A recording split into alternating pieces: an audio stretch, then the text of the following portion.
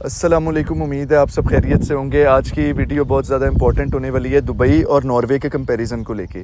آج کا جو کمپیریزن ہے اس کے بارے میں بہت سارے سوالات بھی آ رہے تھے، اس میں جو جتنے بھی ہمارے ویورز ہیں ان کے سوالات یہی ہوتے ہیں، کیونکہ میجورٹی پاپولیشن جو ہے پاکستان انڈیا سے، وہ پہلے یا تو دبئی جاتے ہیں ایز اے رجسٹرڈ فارماسسٹ، وہاں سے ناروے آنا چاہتے ہیں، یا پھر جو پاکستان اور انڈیا میں موجود ہیں وہ اپنی ہوم کنٹری میں بیٹھ کر ہی دبئی اور ناروے میں سے کنفیوز ہوتے ہیں کہ آبویسلی جب آپ کسی کنٹری کو آپٹ کرتے ہیں تو آپ اس میں آپ دیکھتے ہیں کہ آپ کے کتنے پیسے لگ رہے ہیں، ٹوٹل پروسیس ہے اس میں آپ کا ٹائم کتنا لگ رہا ہے اور آپ کو پے بیک کیا مل رہا ہے۔ تو میں آج ایک ایسے گیسٹ کو لے کے حاضر ہوا ہوں جن کے پاس 3 ملکوں کا تجربہ ہے اسی چیز کا کہ وہاں پر رجسٹرڈ فارماسسٹ کیسے بنا جائے، وہاں کے لائسنسنگ ایگزامز کا پروسیجر کاسٹ کیا ہے، اور وہاں پہ ایز اے جاب کر کے ان کا کیا ایکسپیرینس رہا ہے، کیا وہاں کے کہہ لیں کہ آپ ایڈوانٹیجز اور ڈس ایڈوانٹیجز ہیں۔ تو اس کا بھرپور کمپیریزن اگر میں خود کرتا تو وہ ایک تھیوریٹیکل بات ہوتی، کیونکہ میرے پاس دبئی کا ایکسپیرینس نہیں ہے۔ تو جنید صاحب آج میرے ساتھ ہیں۔ سب سے پہلے جنید صاحب السلام علیکم۔ وعلیکم السلام۔ سب سے پہلے تو آپ کا شکریہ، آپ نے مجھے اپنے چینل پہ مدعو کیا۔ Thank you. تو جنید بھائی، آپ مجھے آج یہ بتائیں کہ آپ کے پاس دبئی، پاکستان اور ناروے کا ایکسپیرینس ہے، تو اگر آپ سے کوئی سوال کرے ایک سمپل سا کہ دبئی کا پروسیس جو ہے وہ آپ پہلے تو مجھے یہ بتائیں ناروے کے پروسیس سے آسان ہے کہ مشکل ہے کہ اتنا ہی لینتھی پروسیس ہے؟ ڈیفینیٹلی اگر آپ پروسیس کی بات کرتے ہیں تو پروسیس جو سا وہ دبئی کا بہت آسان ہے ایز کمپیئر ٹو ناروے، کیونکہ وہاں پہ آپ کو لینگویج نہیں سیکھنی پڑتی، وہاں پہ آپ نے جسٹ سمپل ایک ٹیسٹ دینا پڑتا ہے۔ ویسے تو آل دو وہ کہتے ہیں کہ آج کل انہوں نے ایک ٹیسٹ جو سا وہ چینج کر دیا ہے، جس کے لیے تھوڑے سے لوگ جو سے ہیں ان کو مشکل ہو رہی ہے وہ ٹیسٹ پاس کرنے میں، کیونکہ پہلے ہوتا تھا کہ ایک فائل مل جاتی تھی 700-800 MCQs کی، وہ اسی فائل میں سے MCQs آتے تھے اور لوگ جو سے تھے وہ اسی فائل کو رٹ کے جو سا تھا وہ اپنا جو سا ٹیسٹ پاس کر لیتے تھے۔ آج کل انہوں نے تھوڑا سا چینج کر دیا، لیکن پھر بھی ایز کمپیئر ٹو ناروے وہ بہت ایزی پروسیس ہے، کیونکہ اس میں صرف ایک ٹیسٹ پاس کرنا ہے، اس میں لینگویج کی کوئی ریکوائرمنٹ نہیں ہے۔ تو اس وجہ سے میرے خیال میں کہ جو دبئی یا ابوظہبی کا جو سا گلف جو ممالک اسٹیٹس ہیں جتنی بھی ہیں، ادھر پروسیس جو سا رجسٹریشن کا بہت آسان ہے as compare to Norway. Norway کا جو پروسیس ہے یہ آپ تھوڑا سا اگر سمرائز کر دیں تو کتنا ٹائم ٹیکنگ ہے؟ اگر ایک بندہ آتا ہے اسموتھلی اپنی لینگویج اور فاق کر لیتا ہے، اور ایز کمپیئر ٹو اگر ایک بندہ دبئی جاتا ہے تو وہ کتنے منتھس میں رجسٹریشن کر لیتا ہے، اور ناروے آنے والے بندہ کتنے ٹائم میں؟ میں سب سے پہلے اس میں دبئی یا ابوظہبی سے شروع کروں گا۔ اس میں پروسیس جو سا ہے وہ ٹوٹل 3 مہینے کا پروسیس ہے۔ اس میں ڈیٹا فلو بھی آپ نے کروانا ہے، ڈیٹا فلو کے بعد آپ نے ادھر رجسٹریشن کے ٹیسٹ کے لیے اپنے آپ کو جو سا اپیئر کرنا ہے، وہ پاکستان میں وہ ٹیسٹ ہوتا ہے۔ پاکستان میں وہ ٹیسٹ کلیئر کرنے کے بعد آپ نارملی وہاں پہ وزٹ ویزے پہ چلے جاتے ہیں اور اپنی جاب ہنٹ شروع کر دیتے ہیں۔ میکسیمم اگر آج آپ نے ڈیسائیڈ کیا ہے کہ میں ابوظہبی جانا چاہتا ہوں تو 3 مہینے کے اندر اندر آپ ابوظہبی میں موجود ہوں گے۔ ایز کمپیئر ٹو ناروے میں اگر آج آپ نے ڈیسائیڈ کیا ہے کہ میں نے ناروے جانا ہے، تو صرف ناروے تک آنے کے لیے کچھ لوگوں کو 2 سال بھی لگے ہیں، 1.5 سال بھی لگا ہے۔ تو یہ سب سے پہلی ہرڈل تو یہ یہاں پہ آئے گی۔ اس کے بعد جب آپ ناروے میں آ جاتے ہیں، اس کے بعد پرسن ٹو پرسن ویری کرتا ہے۔ کچھ لوگ جو ان سے ہیں، اگر میں اگزامپل دوں تو میرے بہت سے دوست ہیں، یونس ہے اور معاذ ہے، اور میں خود کو بھی دیکھتا ہوں، آپ بھی ہیں، ہم نے 1.5 سال کے اندر جو سا یہ سارا پروسیس جو سا کمپلیٹ کیا تھا۔ 1 سال اگر آپ اسموتھلی چلتے ہیں اس چیز میں تو 1 سال کافی ہے آپ کی لینگویج کے لیے، اگر آپ کسی بھی ایگزام میں فیل نہیں ہوتے تو۔ لیکن ایز کمپیئر ٹو پھر کیونکہ آج کل جو سی لینگویج کے ایگزام کیونکہ ڈیفیکلٹ ہو گئے ہیں، بہت سی جو سی ہیں مشکلات آ رہی ہیں اس میں، تو کچھ لوگ جو سے 2 سال میں بھی نہیں کر پاتے۔ تو اس لیے اس چیز کا آنسر کرنا بہت مشکل ہے کہ کتنی دیر میں آپ ناروے میں رجسٹرڈ ہو جائیں گے، کیونکہ یہ پرسن ٹو پرسن کی ایفرٹ کے اوپر بہت جو سا ہے یہ ڈپینڈ کرتا ہے۔ اس لیے میں کہتا ہوں کہ لیکن اگر آپ صرف ایک گول ہو آپ میں کہ میں نے یہی کام کرنا ہے، اور آپ یہاں پہ آنے کے بعد ان چیزوں کے اوپر نہ فوکس کریں کہ میں نے پیسے کمانے ہیں اور جاب کے اوپر زیادہ فوکس نہ کریں، تو 1.5 سال انف ہے آپ کو رجسٹریشن حاصل کرنے کے لیے۔ Thank you. آپ کے میں جو آپ کا بالکل صحیح مجھے جواب اس کی جو سمجھ آئی ہے وہ یہ کہ obviously ایک تو یہی میں بھی کہتا ہوں کہ ہمیشہ یہ چیز جو ہے وہ سبجیکٹیو ہوتی ہے, آبجیکٹیو نہیں ہوتی کہ کتنا ٹائم لگتا ہے, انڈیویجول ٹو انڈیویجول ویری کرتا ہے, جیسے جنید بھائی نے کہا. لیکن میں ان کے اور آپ کی ویورز کے آسانی کے لیے یہ بتا دیتا ہوں کہ اگر ہم انہی کو آج ریفرنس پرسن رکھیں تو انہوں نے دبئی کا ٹیسٹ 3 مہینے میں پاس کیا اور پورا پروسیس, اور جو ناروے کا پروسیس انہوں نے کیا اسموتھلی وہ 1.5 سال ان کو لگ گیا. اور اب ہم جو بھی ایگزامپل لیں گے تو آپ نے اپنی ایگزامپل سے ہی بتانا ہے تاکہ ویورز کو ایک ایوریج جو ایک کہہ لیں کہ کمیٹیڈ انسان ہے وہ کتنی آپ نے اپنی ایگزامپل سے ان کو بتانا ہے. دوسری چیز, اب آپ مجھے ایک جواب دیں کہ ناروے اور دبئی میں جاب کرنا, پہلے تو میں لائسنسنگ کا اور پروسیس کا پوچھ لیا کتنا ٹائم ٹیکنگ ہے, اس کے میں کاسٹ کی طرف بعد میں آؤں گا.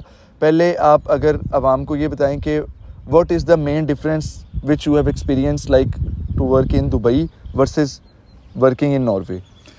دبئی میں اگر آپ بات کریں تو دبئی میں آپ کے پاس جاب سیکیورٹی نہیں ہے. ناروے میں آپ کے پاس ہر قسم کی سیکیورٹی ہے. آپ کے پاس سوشل سیکیورٹی ہے, اکانومیکلی آپ جو ان سے سیکیور ہیں, جبکہ دبئی میں ایسا کچھ نہیں ہے. مثال کے طور پر اگر میں یہ لیتا ہوں کہ جب میں بالکل نیو دبئی میں گیا تھا تو میں جس فارماسسٹ کی جگہ ہائر ہوا تھا اس فارماسسٹ نے اسی کمپنی میں 12 سال جاب کی تھی, کیونکہ اس کی پے ایک لیول سے اوپر چلی گئی تھی, تو اس لیے کمپنی نے اس کو جو سا تھا فائر کر دیا تھا وداؤٹ اینی مسٹیک. تو اس کو جو سا فائر کر کے انہوں نے مجھے رکھ لیا تھا کیونکہ میں ڈیفینیٹلی فریش تھا, تو میں نے جو سا تھا ایک کم پیسوں میں انہوں نے مجھے ہائر کر لیا. ایز کمپیئر ٹو اگر آپ ناروے میں اگر آپ کرتے ہیں تو آپ جو سے اس بات میں آپ سیکیور ہیں کہ اگر آپ کی پے جتنی بھی اوپر جاتی ہے ہر سال جیسے جیسے آپ کی پے بڑھتی ہے آپ کو کوئی یہاں سے نکال نہیں سکتا. اس کے علاوہ اگر آپ دیکھیں دبئی میں اگر آپ کی جاب چلی جاتی ہے تو آپ نے 28 دن کے اندر اندر ایک نئی جاب ڈھونڈنی ہے. اگر آپ کو وہ جاب نہیں ملتی تو آپ کو دبئی چھوڑنا پڑے گا.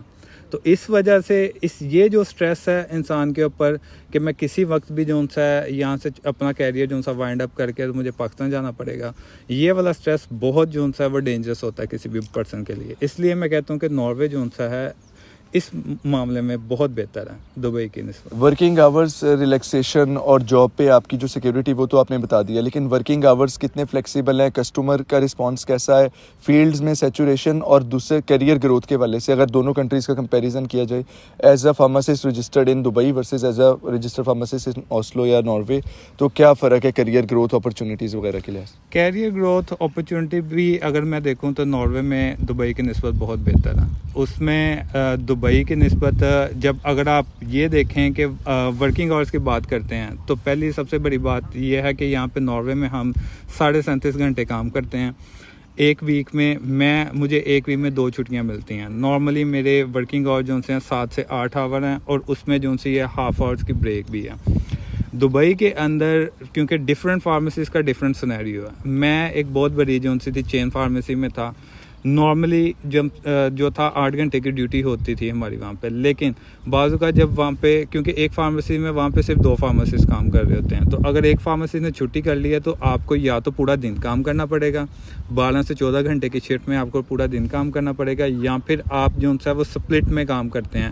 صبح 4 گھنٹے فارمیسی کھول لی, پھر آگے سے 3-4 گھنٹے کی بریک, پھر 5 گھنٹے فارمیسی کھول لی. تو اگر اس چیز کو بھی اگر کنسیڈر کریں تو بہت ہیکٹک جاب ہو جاتی تھی. اس لیے میں ناروے کو پریفر کروں گا کہ اگر ورکنگ آورس کے حساب سے, یہاں پہ سٹریس نہیں ہے جاب کے حساب سے, وہاں پہ آپ کو کہا جاتا ہے کہ سیل بڑھاؤ سیل بڑھاؤ سیل بڑھاؤ.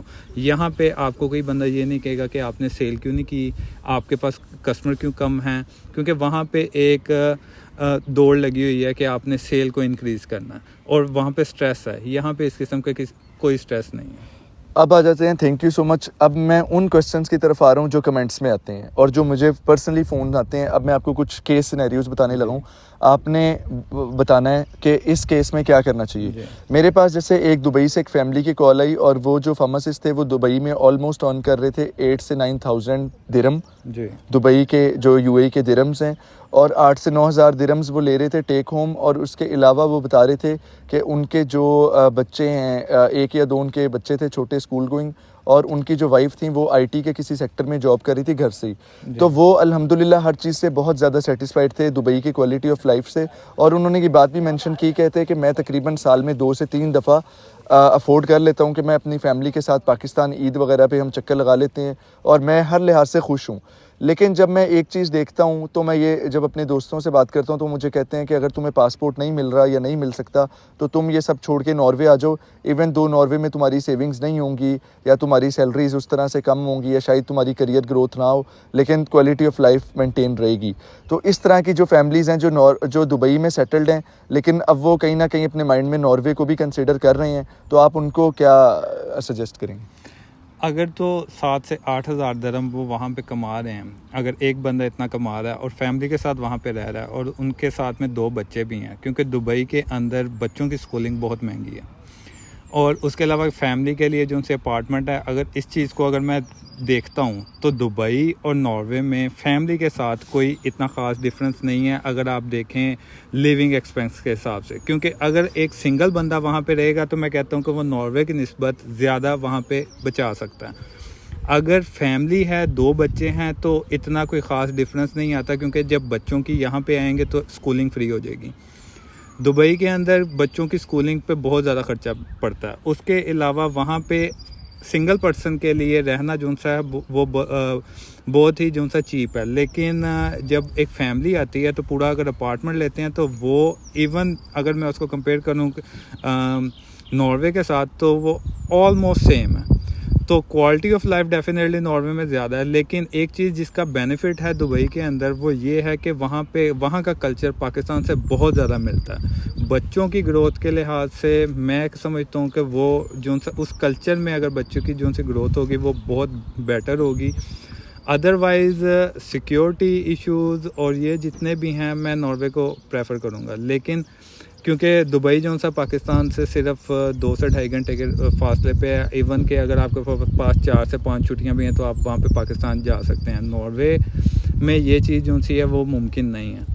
اگر صرف اس چیز کو اگر وہ دیکھتے ہیں کہ ہم کتنے پیسے بچانے کے لیے اگر یہاں پہ آئیں گے تو وہ کوئی اتنا خاص فرق نہیں ہے. کیونکہ اگر 7 سے 8 ہزار درہم والی میں اس کیٹیگری کو دیکھوں گا تو وہ ناروے میں اس چیز کو کور کر دے گا. ان کا جو سا پلس پوائنٹ ادھر ناروے میں ہوگا وہ ان کی وائف جو سی ہیں جن کے پاس آئی ٹی کی جاب ہے ان کو زیادہ جو سا پلس پوائنٹ یہاں پہ ناروے میں آ کے وہ ایکسٹرا مل جائے گا. لیکن یہ اب پرسن ٹو پرسن ویری کرتا ہے کہ وہ کس چیز کو زیادہ پریفر کرتے ہیں، پیسوں کو کرتے ہیں، جاب سیکیورٹی کو کرتے ہیں، یا پھر اس کلچر کو کرتے ہیں.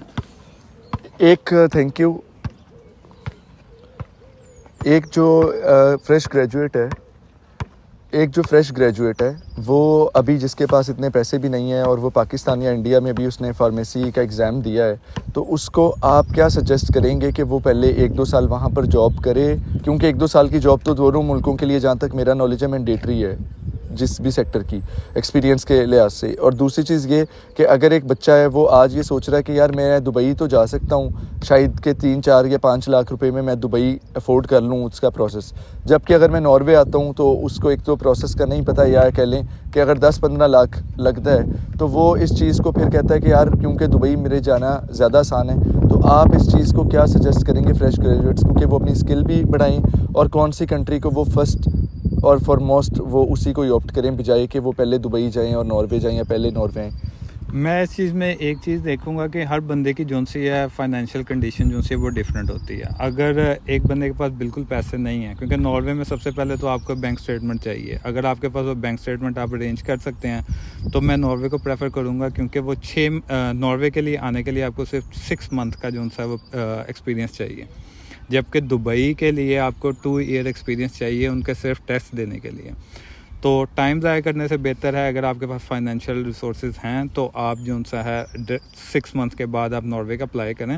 ناروے کا کیونکہ پروسیجر بہت ہی ٹائم ٹیکنگ ہے. اگر آپ کو اس ٹائم تک نہیں 2 سال کمپلیٹ ہونے تک اگر آپ کا یہاں سے کوئی رپلائی نہیں آتا، کیونکہ بعض لوگوں کا 2 سال تک بھی لائسنس نہیں آئے، اگر آپ کو رپلائی نہیں آتا تو آپ دبئی جائیں.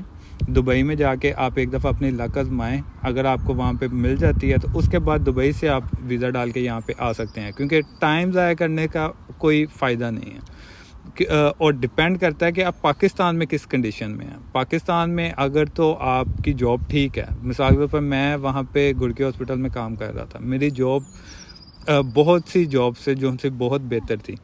تو لیکن کیونکہ اس وقت جو سا تھا ناروے کے اندر بہت ہی زیادہ ٹائم ٹیکنگ پروسیس تھا، تو میں نے جو سا تھا پریفر کیا تھا میں پہلے دبئی جاؤں گا. دبئی سے جو سا ہے کیونکہ اس دور میں دبئی کے اندر سے ناروے کا ویزا بہت جلدی لگ رہا تھا. وہ ایک علیحدہ کہانی ہے کہ کرونا کی وجہ سے جو سا تھے بہت سے مسائل آئے، لیکن پھر میں یہی کہوں گا کہ فائنینشیل کنڈیشن اگر بہتر ہے تو پہلے آپ ناروے کے لیے جو سا وہ بیٹر آپشن ہے وہی اپلائی کریں. ٹھیک ہے، تو آپ نے جو میرا اب ایک لاسٹ کوسچن ہونے والا ہے، اور یہ بھی کیس سینیریو ہے. اگر ایک بندے کی پاکستان میں 2.5 سے 3 لاکھ سیلری ہے اور اس کو کمپنی نے گاڑی بھی دی ہوئی ہے، کیونکہ مجھے بہت ساری فیملیز کے اس طرح کے بھی فونز آتے ہیں کہ جی پاکستان میں ہم مینیجریل پوزیشنز پہ ہیں، 2 سے 2.5 لاکھ سیلری ہے اور ہمیں گاڑی بھی کمپنی کی طرف سے ملی ہوئی ہے، فیول بھی ملتا ہے اور میری لائف سیٹ ہے، اور کسی قسم کا کوئی، اور وائف بھی جاب نہیں کرتی، اسے ضرورت بھی نہیں ہے، یا اگر وہ کرتی ہے تو یہ ایک ایڈیشنل بینیفٹ ہے. لیٹ سپوز کہ ان کی جو ٹیک ہوم یا ان کی جو فیملی لیونگ ہے وہ 3-4 لاکھ تک جا رہی ہے،